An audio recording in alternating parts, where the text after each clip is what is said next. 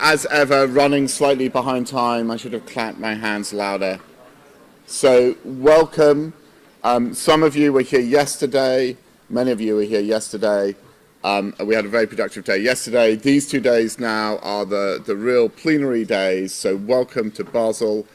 Let me just yet again thank our partners, SIB and the local Elixir Switzerland and an Elixir for just wonderful, wonderful local hosting of this. So, I'm kicking off. I'm going to give you a tiny intro about today, and then we are going to go into a pretty intense session of what has happened in GA4GH over this last year. At the end of that session, there will be no questions because I'll try and keep everybody on time. And at the end, they will all line up here for your interrogation. If you do not ask questions, I will ask difficult questions. I don't know if that's or easy questions, perhaps, whichever way. Right, let's get started.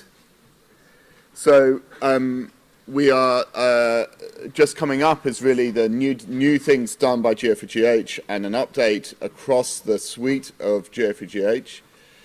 Then we have a keynote from Andrew Morris, from Health Data Research UK, and I'm really looking forward to that. And then later on today, we have a session on responsible genomic data sharing about how we handle the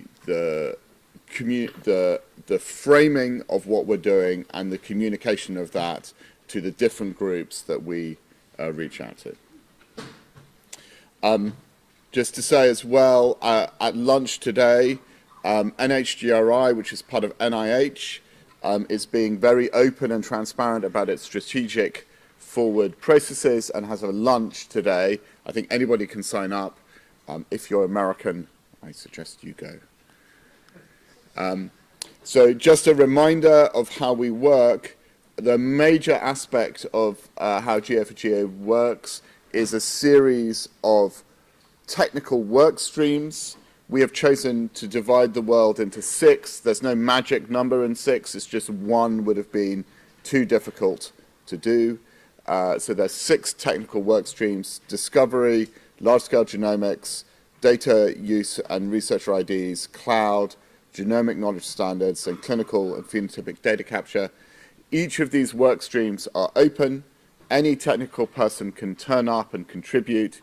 There are 2 workstream leads for these work streams that manage the process to get standards through the system. And then vertically, we have a series of concrete driver projects. This ensures that our work streams are grounded in real-life genomics, and those driver projects have a big range from basic research to clinical delivery. Below that, there are 2 what we call foundational work streams: regulatory and ethics, which produces the frameworks of how we think about this in terms of ethical aspects of data sharing, and data security.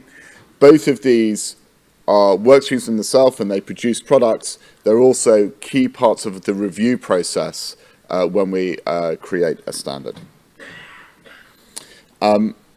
Just for you to understand what happens, I should go back and say one more thing. You do not have to be a driver project to participate. Driver projects are projects that have made a commitment to GA4GH to participate, have made a commitment to align themselves with our standards making practice. We are opening requests for a new set of driver projects with a particular focus on geographic spread of GA4GH. But you do not need to be a member of a driver project to participate inside of GA4GH. So the way a new standard gets made is that there is a proposal, and that gets input from driver projects, other people, and that proposal comes from a workstream leads. Many of the people who will be speaking after me will be those workstream leads. It then gets developed under the guidance of the workstream lead, different work streams work in slightly different ways. It usually takes between, probably the fastest is about 9 months, and it can take a couple of years to go through. And then the workstream lead is happy to send this for approval, and we have an approval process that involves a peer review, a technical peer review component, and then 2 external reviews by regulatory and ethics and by security. And that review process then gets presented to the steering committee. The steering committee votes on that, and then we're in a situation when we can announce it. And for example, there are 2 standards that were approved yesterday. And this just goes through that in words.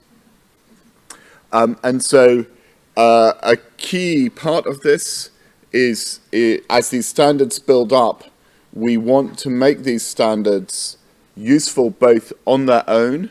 For example, the CRAM standard for storing DNA is useful just for storing DNA, but we want those standards to work together as we build around it. So for example, CRAM works very well with the RefGet standard that we just approved yesterday about how to retrieve reference sequences. And so standards work both standalone and they build up in a coordinated way over time. And as again, we are just I thought I was going to go to a lovely video, but we are going to go and if you want to get involved, you can sign up to be an organizational member. You can simply turn up on these work streams if you wish. You can apply to become a driver project. This now has stronger commitments about what the project, will be putting into GA4GH. And at the same time, we were likely to make a sort of second grouping of projects called collaboration projects, people who really want to be involved, be kept up to date, and will contribute, but cannot make the same commitment as a driver project. And now comes the cheesy video. My father's mother was diagnosed with breast cancer in her early 40s.